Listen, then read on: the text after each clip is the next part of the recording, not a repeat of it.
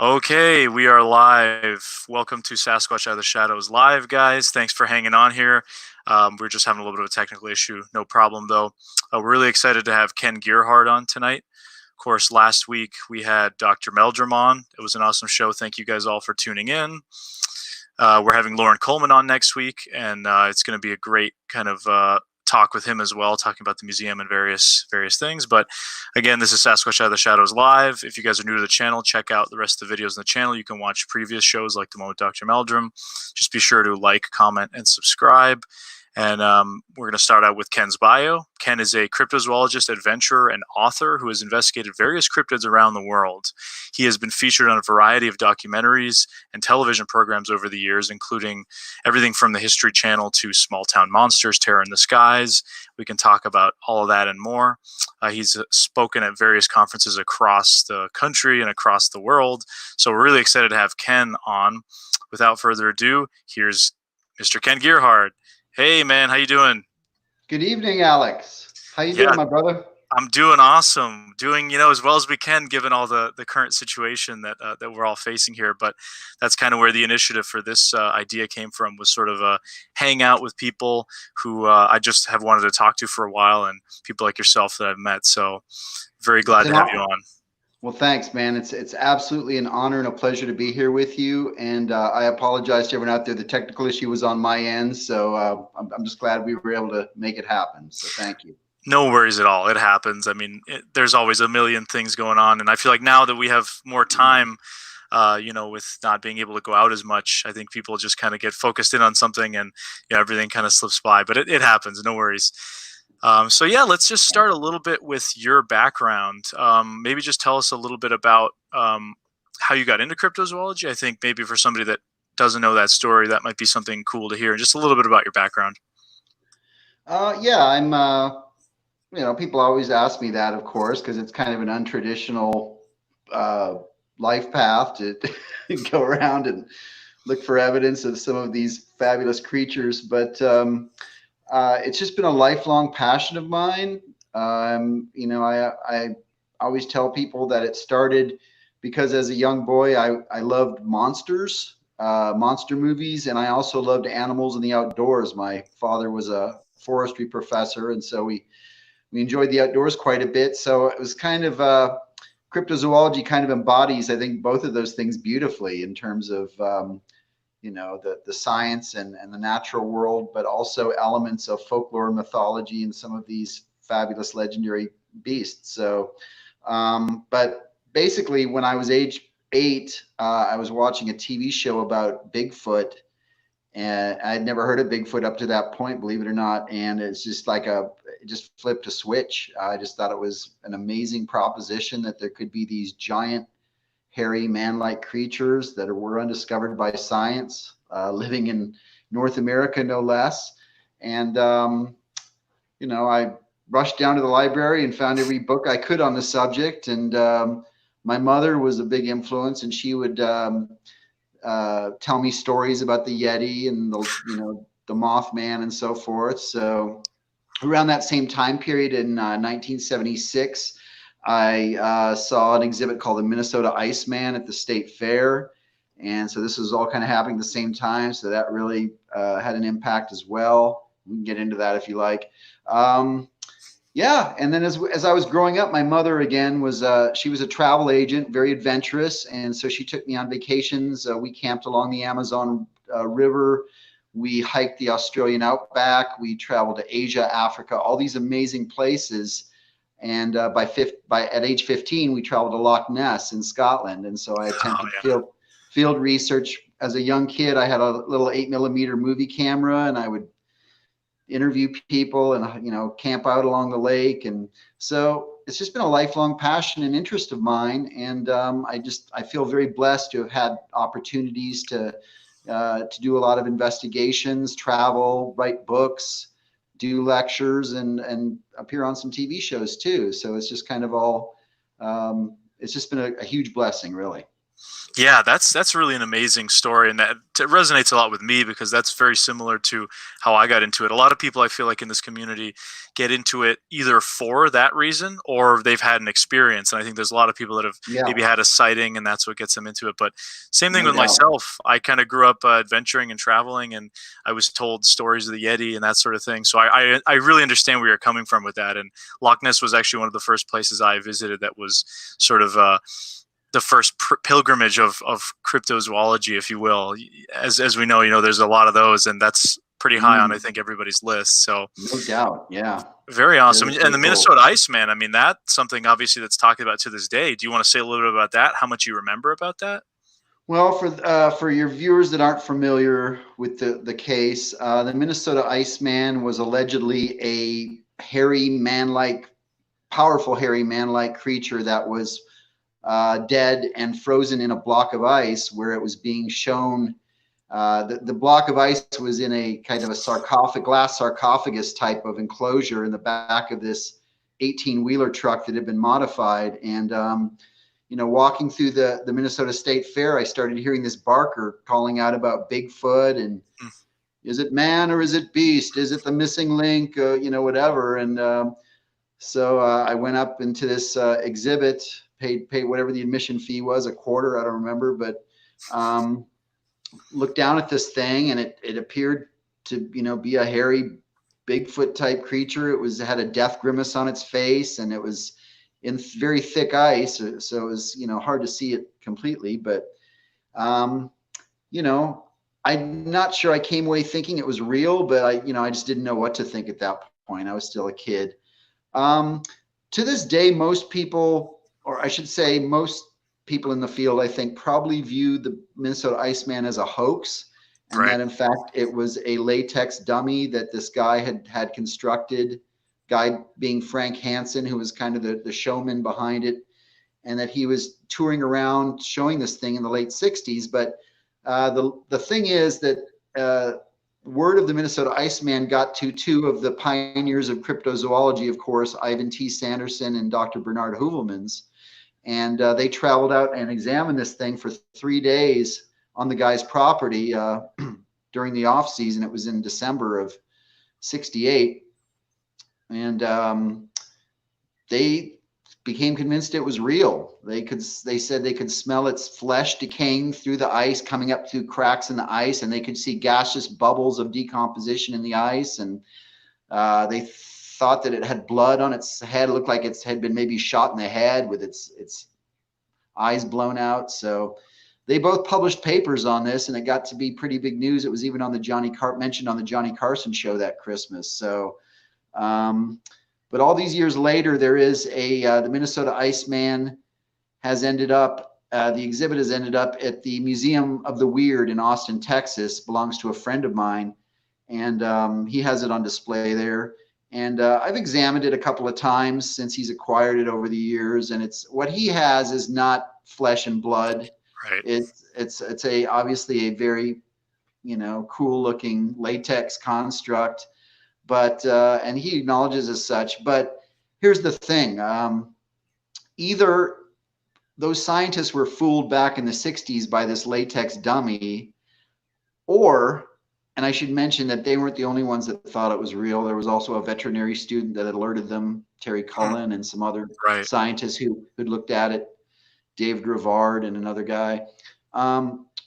Either it was a latex dummy and it fooled all these people, or one of the conspiracy theories is that Hansen actually did have a bona fide flesh and blood, whatever you want to call it, a hominid of some type frozen in this block of ice that had been killed in recent memory. And that eventually, when word of it got out, he became nervous because the CIA heard about it and his local law enforcement inquired about it. And think about it. He's basically got something that looks human-like that's been shot and it's dead, and he's charging Right. people money to come look at it. So it's like there's a lot of legal. Seems like there'd be a lot of legal peril and jeopardy there. Where did you get this? How did it die? What is it? So that's the other theory, is that maybe he did have the real deal, and that was what was examined by Sanderson and Heuvelmans, but that ultimately he got nervous and had the latex dummy that he switched out and put on display in subsequent years. And that's what I saw presumably in 1976, because it looked the same as the one that I saw in 76 looks identical to the one that's at Museum of the Weird now, to the best of my recollection. So, Right. but who knows? It's another one of those great mysteries within the mystery of Bigfoot and Sasquatch, and we have many of those.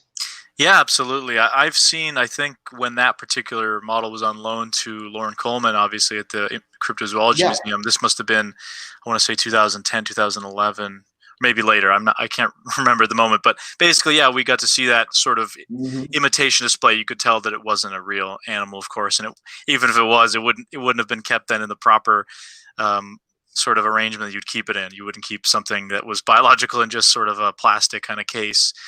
So one of the questions we had was, so do you believe the Iceman from Guy 15?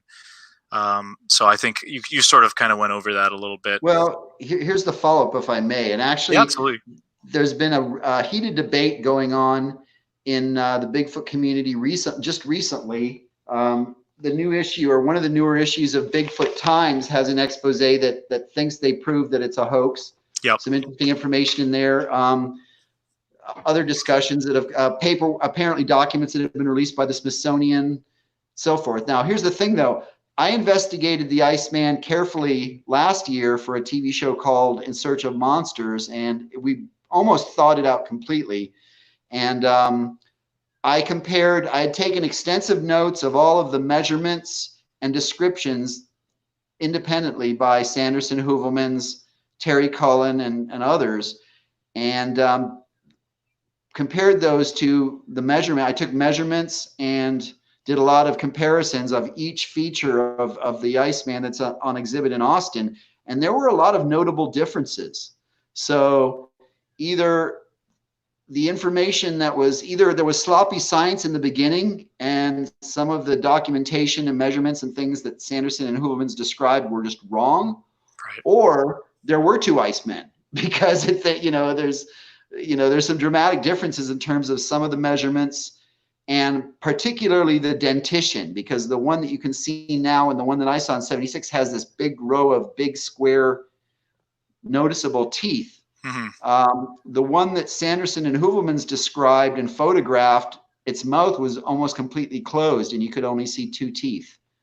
So that's a pretty dramatic difference. And to my understanding, there's no way to modify a latex model so that you can open and close its mouth, at least probably not with the technology they had in the 60s. I don't know, but who knows? It's controversial. Yeah, that absolutely. One of the theories I've heard is that supposedly it's one of these rock apes killed in Vietnam. You've probably heard of that. What do you make of that? Have you heard of that theory?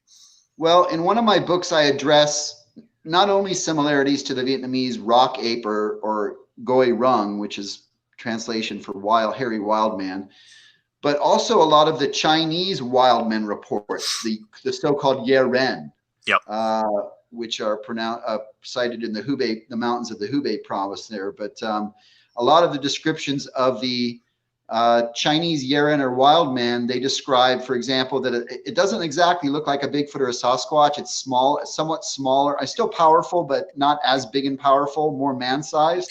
Right. And also that it's always described as having kind of an upturned pug nose, which is what you see on the Minnesota Iceman, and also high cheekbones and sunken cheeks, and kind of slanty eyes. So it's I don't know. I mean, it seems like it's plausible to speculate that if the Iceman were authentic, that its origin would have been somewhere in Asia, either Vietnam or China or somewhere over there, and that it was smuggled over into the United States somehow.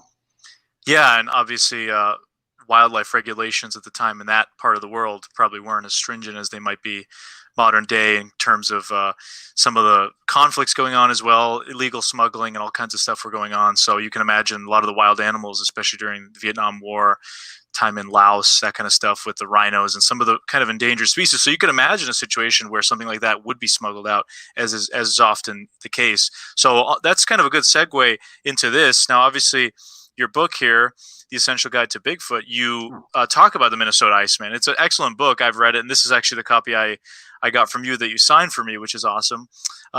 This channel obviously is about Bigfoot specifically, but on this show, the point is to talk about anything cryptid or unknown, really.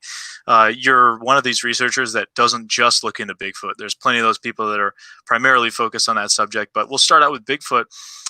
Is there a particular Bigfoot case or story that you've taken kind of a fondness to or an interest in over others, or one that really stands out to you? Well, I'm always keen to hear about multi-witness sightings because I think, in terms of, and not to attack anyone's credibility, I know they're having, I've interviewed hundreds of people that have had encounters, and the vast majority of them come off as very sincere and credible about their experiences.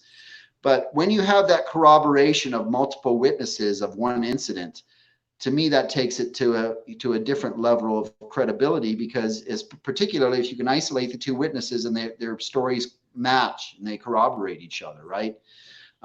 Similar to what you might, I would assume, do in a court of law if you were trying to convict someone of bank robbery and you had a lineup of witnesses that all say he did it, he did it, he did it.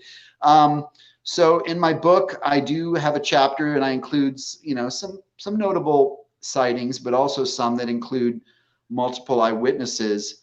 One of the, and I've never had a chance to interview these witnesses because it's been so many years, but one of the notable sightings involved the so-called Lake Worth monster of Right.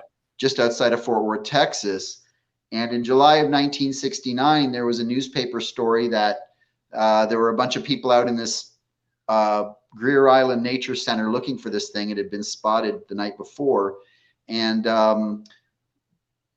they heard it screaming or making a shrieking noise, and in front of about 30 or 40 eyewitnesses, this thing allegedly came up onto a bluff right above them and picked up an old spare tire and threw it at this crowd, causing everyone to freak out and disperse and run to their cars, including law enforcement officials that were there, sheriff's deputies. So I've never, that happened so many years ago in 1969. I've never interviewed people that were there, but at the time there were people that testified to the newspaper and police that they had all seen this. So that's pretty remarkable if you have an eyewitness sighting of a Bigfoot by 30 or 40 people.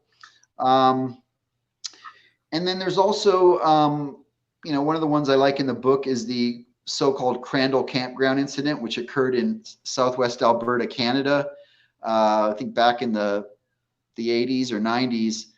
And it involved 4 campers, and they were all interviewed separately by Thomas Steenberg, and I've seen them on videotape being interviewed, and separately, and they all, it's a very non-sensational sighting. It was late at night. They're in this campground near the Rocky Mountains, and one of the couples gets up to go brush their teeth in the bathroom, and they sense something large and looming ahead of them on the trail, and then they suddenly realize that it's enormous, like as big as a bear. So they get scared and run back to their car and jump in their cars. Everyone jumps in the 2 cars, and they flip on their headlights. And just as they do that, they see this giant hairy man-like thing walking on 2 legs, swinging its arms, going up this hill into the trees. And all 4 of them saw it, and it was just for a few seconds, but they reported it to the local rangers the next day, and the ranger said, "Oh, you just saw a bear." And they said this thing had long legs, it had long arms that were swinging like this, it had a flat face. They all corroborated that. So, there's probably a ton of other sightings out there, but those are the really fascinating ones to me, when you have a number of people, at the location that kind of give, reinforcing testimony. Yeah, absolutely. No, those are definitely very interesting cases, and I'll have to look into some of those a little more. Obviously, the Fort Worth one is pretty notable as well. Last spring, I was down south in Fouke and kind of into Louisiana with my brother. We did a little road trip, and we're swinging through that area. We flew into Dallas. We didn't have time to go to the Fort Worth area. That was one of the ones on the list, but Wow. we got to kind of check out the area of Fouke, the Caddo Critter stomping grounds, Cool.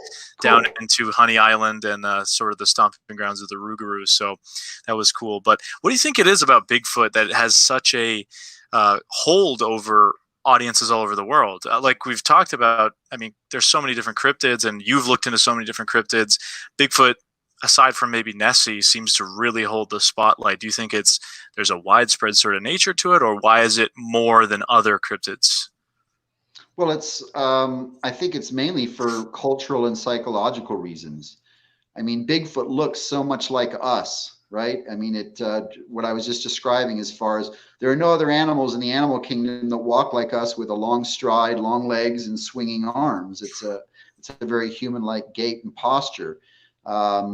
Many people have described the facial features as somewhat human-like, and presumably it's a hominin or a hominid. So it's related to us somehow, if it exists. So I think to get into the psychological side, I mean, when we look at Bigfoot, it's kind of like we're looking in a mirror at ourselves, but moreover, it's an embodiment of our kind of wilder, more savage selves. It represents the primordial man of, our past, basically where we came from, our attachment with nature, and at a time when our ancestors were more in harmony with nature and the wilderness. And, there's a very kind of liberating freedom in that notion, of this kind of man-like creature that roams the wilderness and is in harmony with nature. And of course, it has other monstrous features, which people think are very cool. It's gigantically tall and powerful. It possibly gives off this horrible stench, which is kind of a monster. It's got these kind of monstrous qualities. So it's like a kind of a real monster, but it's also very man-like. So I don't know. That's what I think. I think it's just kind of we connect with it and relate to Bigfoot in ways that we may not relate to some other cryptids that are, more animal-like. Yeah, definitely. I think I couldn't put it better. That's just a very interesting way of interpreting the whole phenomenon. I think even people that are perhaps more skeptical of the existence of a real animal would think that this is sort of almost like a projection sort of thing that people maybe are having. But yeah, so with Bigfoot being so widespread, I mean, I always find this a tough question when people ask me, but if you had to put yourself into sort of a camp of what you think it most likely would be, where does your research lead you to this point? I mean, have you evolved from a certain type of thinking, or where are you at the moment? Well, looking at what we have at the moment in terms of the fossil history, it most resembles Paranthropus, which was a used to be grouped with the Australopithecines, but basically it was an ancient hominid that was around maybe 2 million years ago to 1 million years ago from Africa.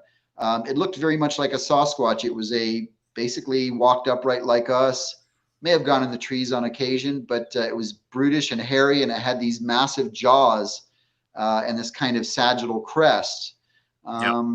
So it looked just like a miniature Sasquatch. They were only about 5.5 feet tall, I think, at the largest. So presumably Bigfoot could be a descendant of that lineage, something that migrated from Africa through Asia and across into the Americas over the land bridge that once existed with Asia.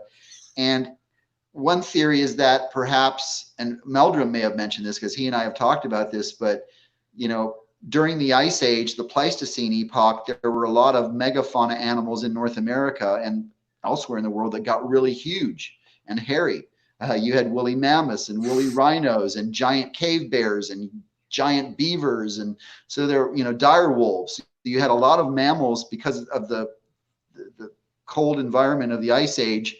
It was kind of like Bergman's rule. They got bigger and huger. So maybe that's when Bigfoot really got to be as gigantic as people describe as, during the last Ice Age. So maybe it was from an earlier lineage. So that's one theory. Of course, a lot of people think Gigantopithecus, it's a very popular suggestion because it was the largest known hominid. It was, probably about as big as a Bigfoot, and it lived up until about 300,000 years ago in China. So it's not that long ago and not that far away, I guess. But another thing I talk about in the book is that I think there's a good chance that whatever Bigfoot represents, it hasn't been found in the fossil history yet. Yep. I mean, we have to acknowledge that the amount of fossils that have been found is just a very, very minute amount as far as paleo humans lines. And you know, fossils, of course, are very rare, and they require very specific conditions to occur for something to be fossilized for millions of years or whatever. So so it could very well be something that we just haven't found in the fossil history, but we know that things similar to Bigfoot, like Paranthropus, Gigantopithecus, Homo erectus, Homo heidelbergensis, you know, did exist. So, you know, it could be any of those, you know, descended from really any of those lines, I guess. Yeah, definitely. And you bring up Gigantopithecus. What's so interesting about that, at least from what I know, is that the really only fossil evidence we have are some bone fragments, parts of jawbone, I believe. So, and out of that, they're able to determine this was just an absolutely massive sort of predecessor to Reconstruction. King Kong in a way. Yeah, there's 4 mandibles that have been found and 1,300 or so teeth. And Yeah. they, based on that, they've done reconstructions. And of course, the most famous one was Grover Krantz, the pioneering Bigfoot investigator that speculated that Sasquatch was Gigantopithecus. And so, but we don't really know because we haven't found anything below the neck. There's no postcranial fossils that have been found, not yet at least. But Yeah, I've seen even just recently some articles saying that this is within the last month or so, that Gigantopithecus was maybe more related to orangutans and that sort of yeah, pongids. I think that's yeah, I've heard that theory before, but I did see something recently about that. that's getting traction. Yeah, in the scientific community for sure. Yeah, on that note, here's a question from David Clark. Please ask Ken what his thoughts are on the Myakka skunk ape photos, and those are really interesting. So, yeah, that's a great question. Thank you, David. Yeah, I mean, the Myakka skunk ape photos, of course, from Florida. I think 2002, I believe, were supposedly snapped by this woman in Florida that saw this thing, and you know, was coming up and taking apples off of her back porch. And one day she just stepped outside and snapped her camera with the flash and caught this thing standing behind a palmetto. There's 2 images. One, its mouth is kind of open and you can see very pronounced canine teeth. It looks very much like an orangutan. I think everyone, that's your first impression, is it looks like an orangutan, somewhat different in some ways. And, you know, there have been theories that it was a hoax with some type of construction or model, because the woman who supposedly took these photographs sent them anonymously to the police station, and she's never been identified. I mean, you know, first of all, you have to acknowledge that if there's anywhere that it would be possible for an orangutan to escape from an exhibit and live in the wild, it would be in Florida. I mean, you know, there are a lot of exotic animal collections in Florida. You know, escaped animal invasive species there galore from the old Tarzan movies, and recent years, people letting things loose into the wild, rock pythons and all kind of Nile crocodiles and all kinds of crazy things. So maybe there's an escaped orangutan, and maybe that's what she did in fact photograph. It doesn't seem to exactly match descriptions of the quote unquote skunk ape. I guess I'll qualify that. It does match some descriptions, what Loren Coleman refers to as the napes, the North American apes, which are supposedly different from Bigfoot. I guess it does match those descriptions. So yeah, I think there's something genuine in the photo.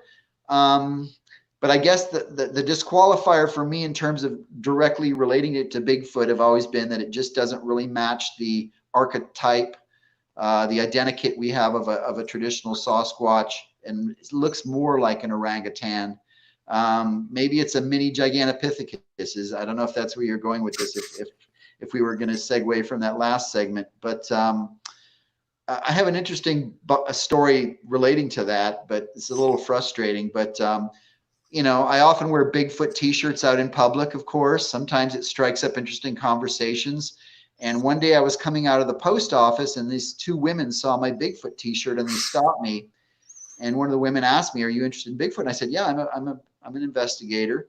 And she said, "Have you ever heard of the Myakka skunk ape photos?" And I said, "Of course." And she said, "I'm good friends with the woman that took those photos." Wow. And she has never really wanted to go public because she's, you know, doesn't want to, you know, like a lot of people, don't want the ridicule, don't want to be made fun of. She said she tried to contact a well-known Bigfoot research group. I won't name the name, and they were kind of rude to her. And so that kind of put her off before they even came out to her property. But she claimed she still had activity ongoing on her property, and she wanted an investigator out there. So I left all of my contact information with these two ladies and begged them to have this woman get in touch with me. They were reluctant to give me any contact info, but I never heard from anybody. So either they were pulling my leg, or maybe this woman just decided to move on, or I'm not sure what happened there. But for a while there, I was hopeful that I might find the exact location and get to interview the woman that had taken these photos. So who knows? Hopefully it'll still happen someday. Maybe she'll reach out to me at some point if it's true. Yeah, that would be great. I mean, those photos have been online for a long time, and people have been talking about them for decades now. Of course, and like you said, early 2000s. That would be amazing if you were able to get to the bottom of that. I think a lot of people would be very interested in that. And when you mention about just Florida, it's just such a lush environment in general. And with I've been to Myakka actually twice, to that state park there, and it's like a jungle. I mean, some parts you feel like you're going through Jurassic Park. It's pretty crazy. The first time I was there, it must have also been around 2011, was a couple weeks before there was that photo of the one sort of running in the field, and people said that they saw a monkey-like thing chasing a deer in the field. I don't know whatever happened with that story, but pretty interesting. So we'll take some questions here. We're getting some questions in the chat. This is from Crash Course Cryptozoology, my friend Carrick. Great channel there. Check out his YouTube channel. Deviating a bit from Sasquatch, I'm sure a lot of us recall when you were on Monster Quest and examined alleged Chupacabra remains. I understand it had atypical canine features. Thanks for the question, Carrick. Obviously, we're switching gears here, which is awesome. Monster Quest, great show. And yeah, I remember that episode, and go for it. Well, yeah, the so-called Chupacabras, at least the Texas and North American version. I'm sure most of your educated viewers know that the long sad story of the Chupacabra goes back to the 1990s. Started in Puerto Rico. This weird, supposedly bipedal kangaroo-shaped animal with giant eyes and spikes down its back and a reptilian tongue. And so suddenly these animals started showing up in Texas in 2004 that were being called Chupacabras, and it still confuses a lot of people because you can look at these photos of these animals, and there have been several of them that have been found dead and photographed and even taxidermied, and they look like hideous blue hairless dog-like animals, canids. They do have some physical abnormalities. They're predominantly hairless, very tough skin like an elephant. They have unusual dentition. Many of them have very exaggerated canine teeth, and I've examined others with other strange teeth. Sometimes their limbs are disproportionate, a little bit, so they're not straight backed. They have a humped back and things. So, but they've all been DNA tested. I've examined a half a dozen of these animals in Texas, and they've all come back as canids through DNA testing, either coyotes, Canis latrans, or domestic dogs, feral domestic dogs, or coyote wolf hybrids. So they're all in that canid family. But why do they look so weird? And why are they called Chupacabras? Well, the reason they're called Chupacabras is because the first one that was ever shot in Texas back in 2004 was known as the Elmendorf Beast originally. It had supposedly been killing these chickens, several of these chickens that belonged to this guy, Devin McAnally, not too far from where I live now.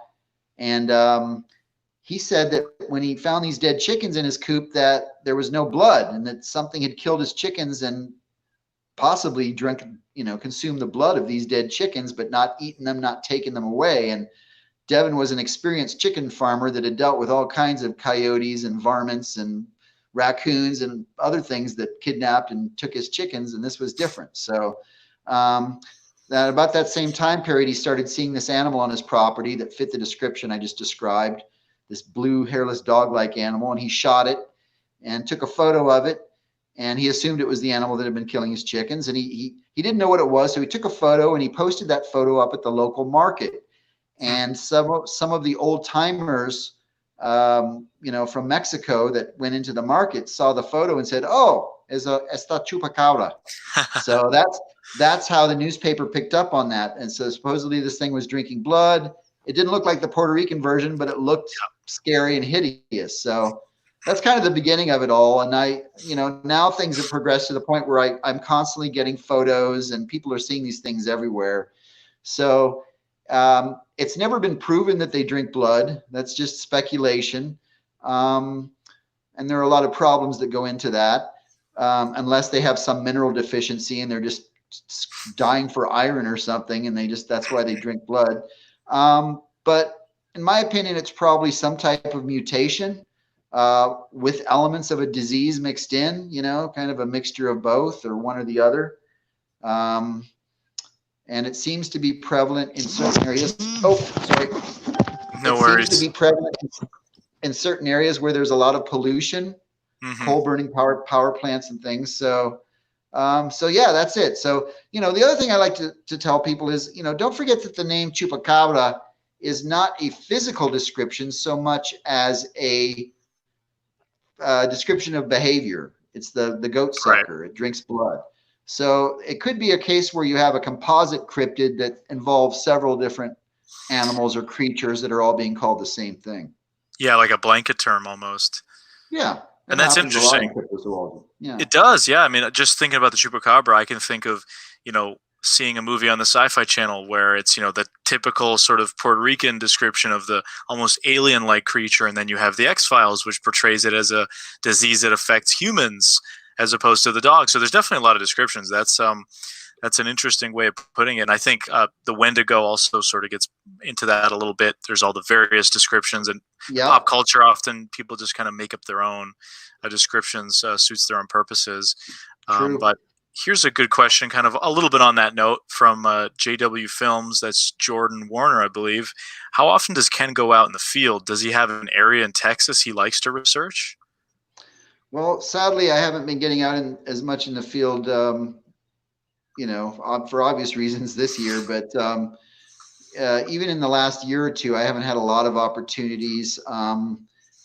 It's just the logistics of where I'm at, which is in Central Texas, not necessarily near a real active Bigfoot area. And also financing, because I'm a self-financed investigator and I don't always have, all the funding available to do an expedition or research. And also, I was busy writing a book last year, and I do a lot of lectures and TV shows. So I just juggle a lot of things. But if I was going to pick a spot in Texas, it would be the area where I heard vocalizations on August 13th, 2003, which is at Cottonwood Lake up in North Texas, not too far from Lake Worth, by the way. Okay. And there has been a team of investigators, very enthusiastic team of investigators, ex-military guys that have been up there in that area. And they basically, I feel like Professor X, because I sit here and I kind of advise them, and they send me images and things of what they found. And so I'm kind of living vicariously through them up there, because that's about a 5 or 6 hour drive for me. Also East Texas, I kind of cut my teeth in the Big Thicket, which is a huge, like you were describing earlier, it's kind of like Myakka, and some of the areas you saw around Caddo Lake and Fouke, and it's just a swampy kind of very thick, dense area, and there have been a lot of sightings. And I found a nest there, what I believe to be a possible Bigfoot nest years ago, and a lot of sightings from that area. So, in Texas, those are kind of the hot spots, or kind of anywhere in East Texas, and also in parts of North Texas as you get up to the border with Oklahoma.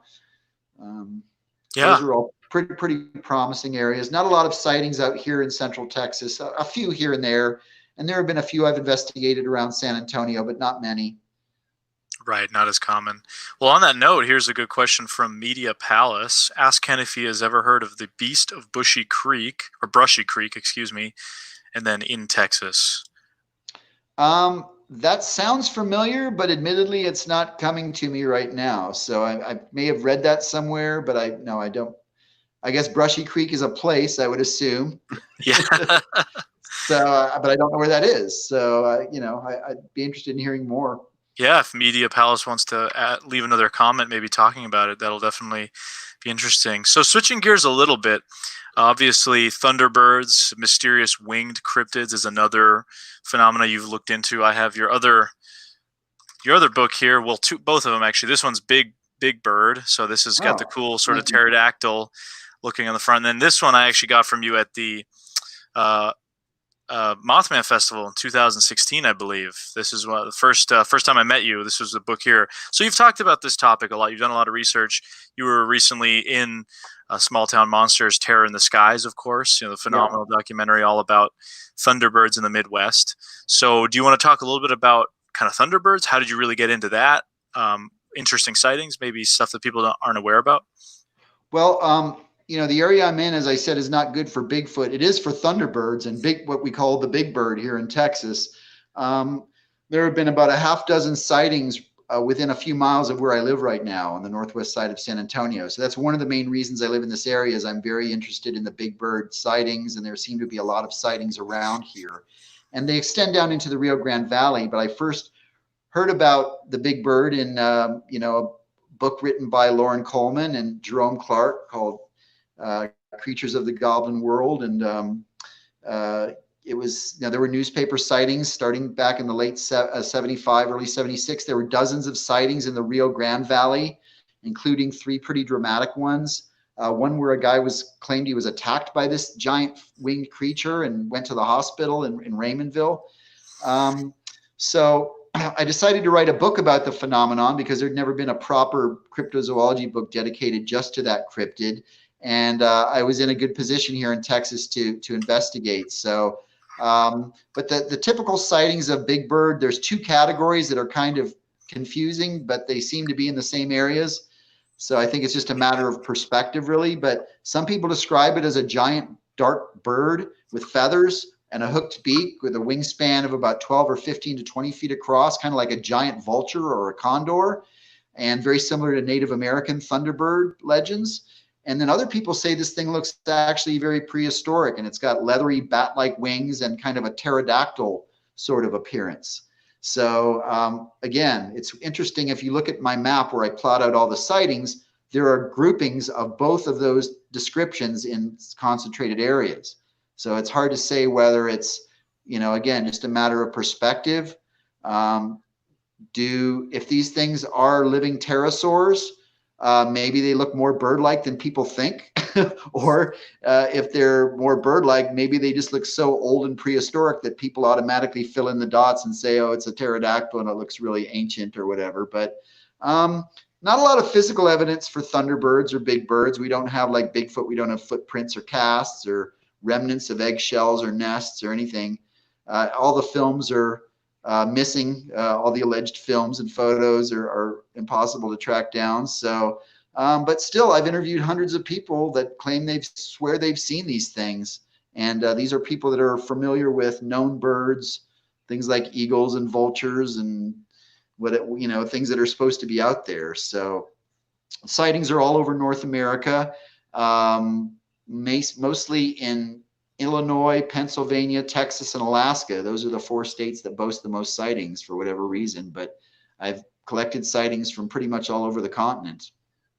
Yeah, that's something that's so interesting. You mentioned all over the continent. I mean, even just south of me in Massachusetts, in the Bridgewater Triangle, which is really not a large area, there's been some strange sightings. And that's actually, this question was spurred on by friend of mine, John Horrigan, who I believe you probably have met in the past. He had a kind of monster festival here in Massachusetts. He narrated my recent Lions of the East documentary, and he's been involved in the Bridgewater stuff for a while. Yeah. So it's just very interesting because you look up in the sky often, and it's just such a wide open place. So you always imagine, what if there was something just absolutely monstrous just flying through the sky like that? And people don't look up nearly as much as we used to, right? Nowadays, everyone's attention span is like right here or down here. And people don't look up in the skies. So I always tell people, keep watching the skies. Which is amazing because kind of like we were talking about the Bigfoot thing, how it's almost sort of like a wilder element of us. Maybe that's the way people see it. But our ancestors, obviously, in the past, were hunted by large birds. I mean, there's evidence to demonstrate that. So a lot of people have a fear of birds. I mean, you have the film Birds, obviously Hitchcock, and a lot of Great people have a movie. very irrational fear of winged creatures, which I Yeah, think well, is you're right. interesting. It goes back to our ancestors being plucked up and eaten by them. And, there's an interesting article about how the dragon archetype evolved from combining giant birds, giant predatory snakes, and, animals like lions and tigers, all animals that ate our ancestors, and that the dragon is kind of a synthesis of all those, a mosaic of all those features from all those different types of animals, because we instinctively fear all of those animals as being threats to us. Absolutely. So here's another sort of, not really related to this, but it involves flying or floating things. Lori Jones asks, does Ken know anything about blue floating lights in the woods at night? No, never. I mean, I've been places where there are so-called ghost lights. Yep. I grew up in a small town where there were supposedly ghost lights out in the cemetery. I've been to Saratoga Road, the Bragg Road lights in East Texas. So no, I don't really have much to say about that, except maybe there could be there could be some geological reasons, maybe Right. different types of gases or geological charges that come out of certain types of deposits and things. But no, I'm afraid I'm not very educated on that subject. Yeah, thanks for the question, Laura. Yeah, that's interesting. I've seen what I can only describe as an orb out in the woods at one point, and I've seen what I believe is a UFO just by the description of the word UFO, an unidentified flying object, fairly close to us in an area in Pennsylvania just last year. It was probably the most interesting thing I've ever seen. But this is kind of a funny comment from the Scottish Wildman. He says, all we're going to see in the night sky is going to be Elon Musk's Starlink satellites, which is, those have obviously been going up lately. So thanks for that comment. Here's actually a related comment to the Thunderbirds from Carrick again, Crash Course Cryptozoology. What does Ken think of the Thunderbird footage that was filmed by Chief AJ? And I believe that was also in Terror in the Skies, or at least parts of it were shown. Yeah. I mean, when my first impression when I saw the footage used to be that, and I'm very familiar with turkey vultures. I see them on a daily basis here in Texas where I live. Cathartes aura, the turkey vultures are very common. My first thought when I saw it was that it looked way larger than a turkey vulture. I mean, just the wingspan as it goes out over the trees, it just looks like it's got an 8 or a 9 foot wingspan.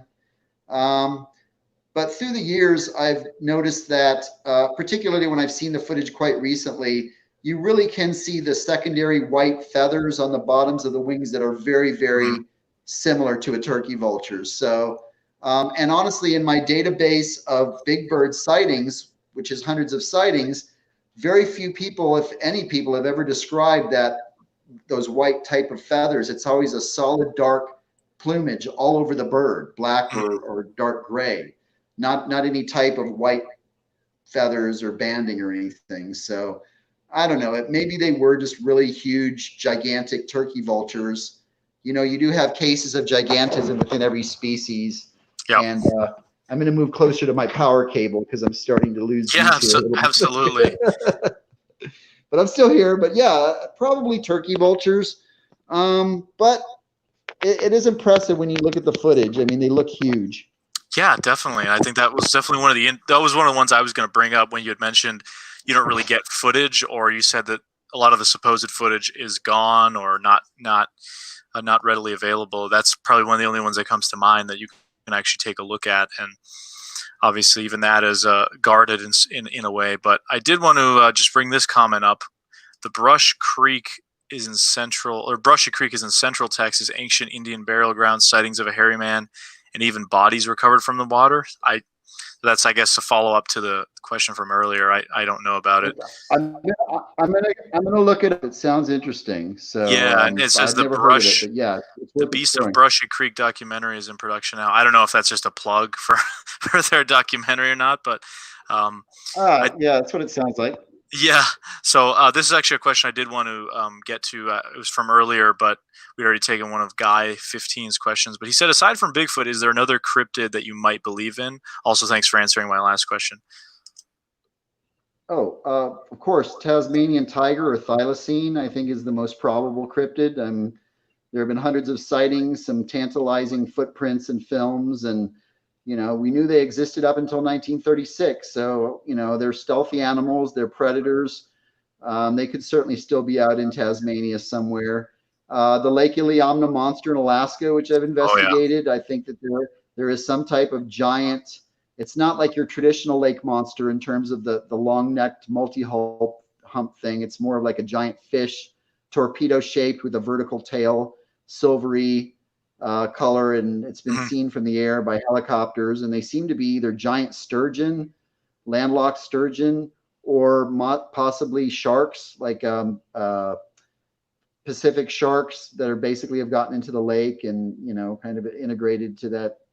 So I think those are very probable. And the orang pendek, of course, the short Yeah. man of Sumatra.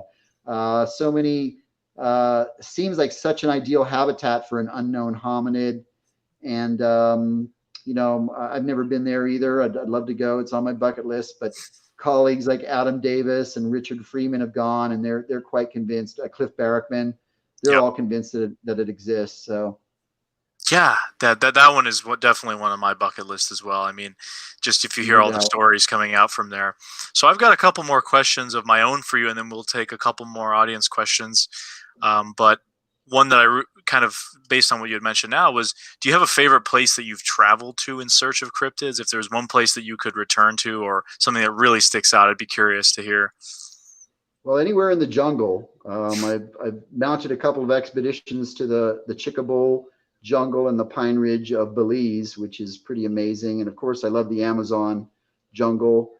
Anywhere where there's jungle, I love that type of habitat, just really lush and wet and dense, and just the biodiversity and all the different types of species. So, that said, I've had opportunities or possible opportunities to travel to the Congo or to New Guinea to search for the ropin, and Yep. I'm a little bit nervous because many of the expeditions that have gone to those places, people have almost died. They've gotten malaria Yeah. and staph infections and almost gotten shot by machine-toting bandits. And so it's a very, very highly dangerous proposition to go into some of these third world jungle countries sometimes. But the habit is, I think, ideal for concealing all types of secrets. Yeah, that's such a funny point. I mean, go to an area that has not only diseases and animals that want to kill you, but civil wars, unrest, all kinds of stuff. Maybe Yeah, that's the right ingredients for hiding a cryptid. Who knows? That may absolutely. very well be the case. But so, as a filmmaker, obviously, on my end, that's very interesting to me. About like on-site production, behind the scenes, are probably some of my favorite aspects of any kind of documentary, or at least some of the ones I've worked on, and even my own personal films, or with Small Town Monsters, or with whoever. Is there a documentary or TV program that stands out to you as an experience, or perhaps some other behind-the-scenes facts about an interesting case? You mean one that I've seen or one that I've? Oh, one that you were involved in. So, like a Oh, production. You've obviously been in a lot of productions. So, is there one I that would like gotcha. stick out?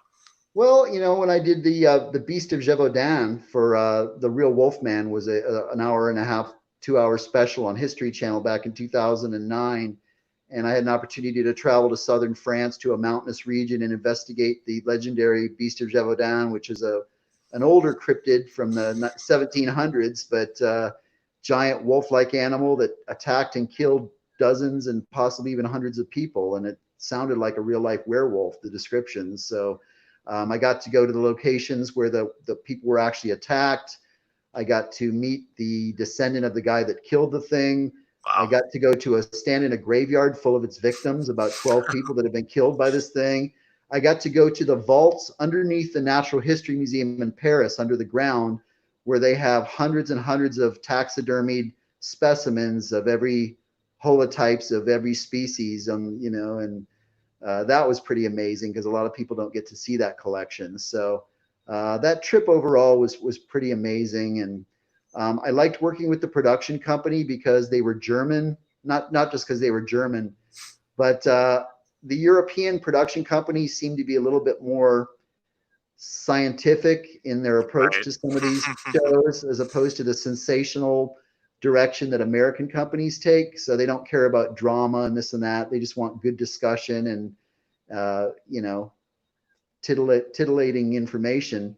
And so it was fun to work with them. And actually, pretty much the whole expedition was my blueprint.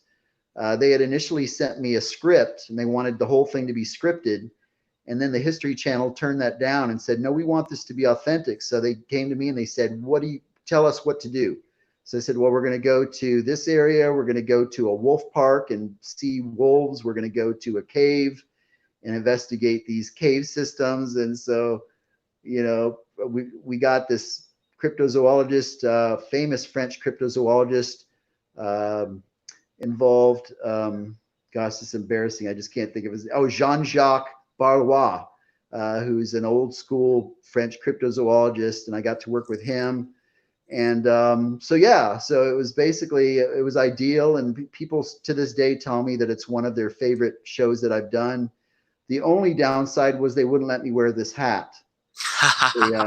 One of the executives at the History Channel thought it was distracting, and so they talked me out of wearing the hat. So that's really the only regret I have. Ken without his hat, that's kind of hard to believe. I don't know if I believe that. I know it seems superficial, but I mean, it's, you know, it's part of my identity. So are you sure it wasn't a body double? You just wouldn't take the hat off. They put somebody else in there. Yeah, I mean, who knows? But ultimately, the networks are the ones springing the bills, so they get to say the final say, as you, I'm sure you realize. So. Right. Yeah. So here's a question. I was a little confused by the wording until I just read it, but I think I know the video that they're referring to. So Susan says, "What is that creature that is all white, crawls low to the ground? It is skinny with real teeth."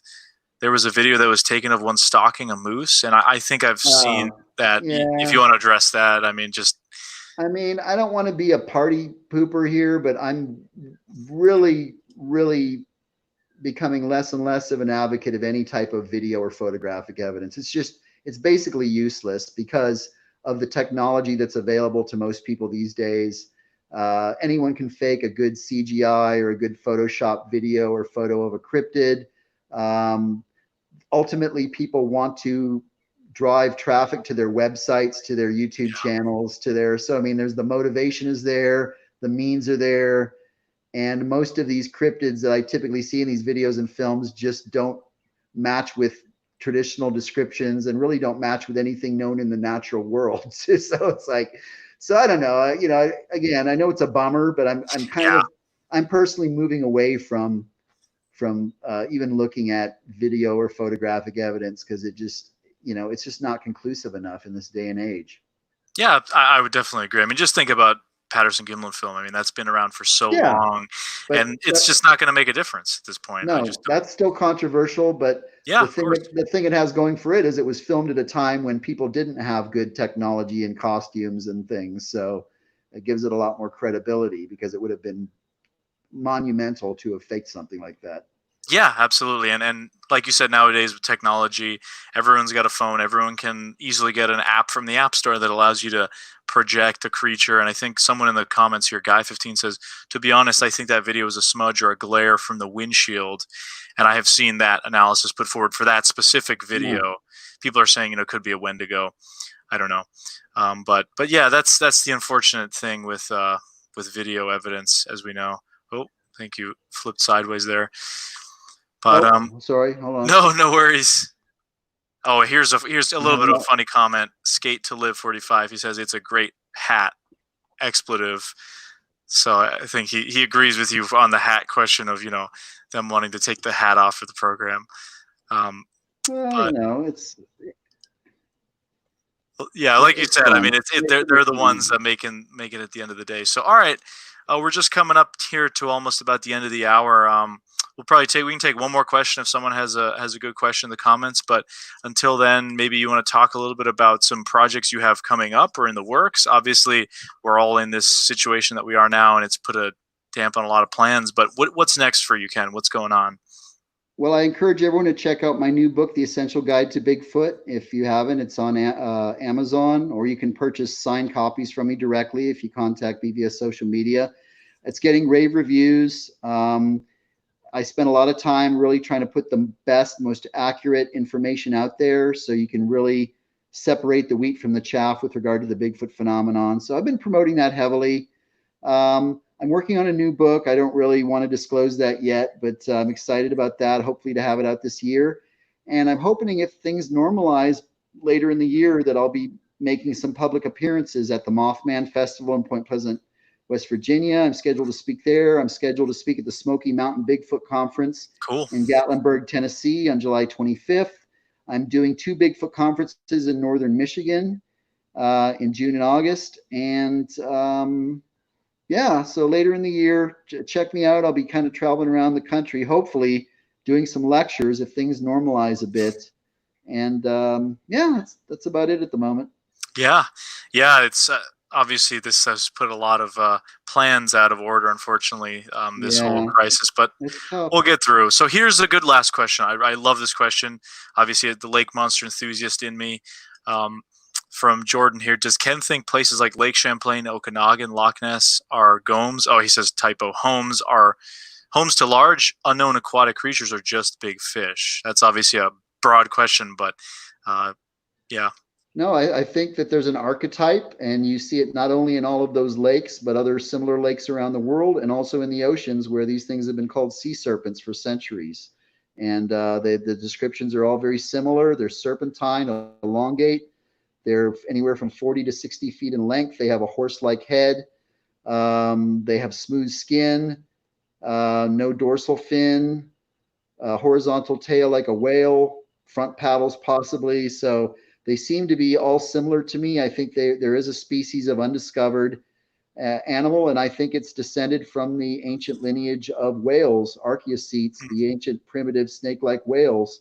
I think they're mammals, and I think they come into some of these lakes sometimes from river systems and things, but I think they also live in the ocean. And you know, they may be becoming more and more rare or endangered, but I think they're also very, very weary of motorized boats and ships. Right. And that's why you had in the past, when you had the sailing ships, you had a lot of famous sightings in the 19th century and stuff from sailing ships. But nowadays people don't see them because they stay out of shipping lanes, and they're able to move away from ships and boats no, I don't. That said, some of them might be big fish. I mean, what were we saying earlier? All of our cryptids are composite identity. Right. So surely some of the lake monsters around the world might be outsized fish or giant eels or sturgeon, things like that, out of place animals. But I think if you look at the body of evidence for lake monsters and sea serpents worldwide, there's a very consistent pattern. And yeah, it makes sense that those animals may still exist in small numbers, and we just haven't discovered them yet. Absolutely, yeah. And as somebody really into lake monsters and obviously Lake Champlain, having done a series on it and very interested, I think a lot of what you said makes a lot of sense. Here's a cool comment. I live close to Point Pleasant. Maybe I'll see you at Mothman Festival. That's what Guy 15 says. So I hope so. awesome. I love it. It's one of my favorite events to attend, and I'm excited to hopefully speak there this year if they don't cancel it. I don't think they will at that point. So yeah, fingers crossed. I love it too. It was a lot of fun. Last time I was there was 2016. So when I first met you, it's a great time. Well, looks like we're up for time here. Thank you guys all for your questions, and obviously thank you, Ken, for coming on. Really awesome. Great to have you interacting with the guests like that, and glad I got to ask you some of the questions I got to ask you. So we got another comment here saying, please tell us when Loren Coleman will be a guest. So Loren Coleman will be on next Monday at this same time, 8 p.m. Eastern. So depending on your time zone, obviously. Just last week we had Jeff Meldrum on. Like I said at the beginning of the show, you can watch all the episodes on there and check out the rest of the content on the YouTube channel here. My website is petakovmedia.com. And where can people find you, Ken? Do you want to just plug your website again? Yeah, kengerhard.com. I also check out my YouTube channel. I've started posting a lot of cool short cryptid videos, descriptions of different cryptids. I also have an Amazon author page if you want to check out my books. And of course, I'm on Facebook, Twitter, and Instagram as well. Cool. I will link your YouTube channel below in the comments. Your website's already linked down there, but I will throw that in there as well when the show's over. So thanks again for coming on, Ken. Thank you for having me. And thank you for everyone that hung with us. And please stay safe and be well. Yeah, thank you guys. And we'll see you next week with Loren Coleman. Have a good night, everybody.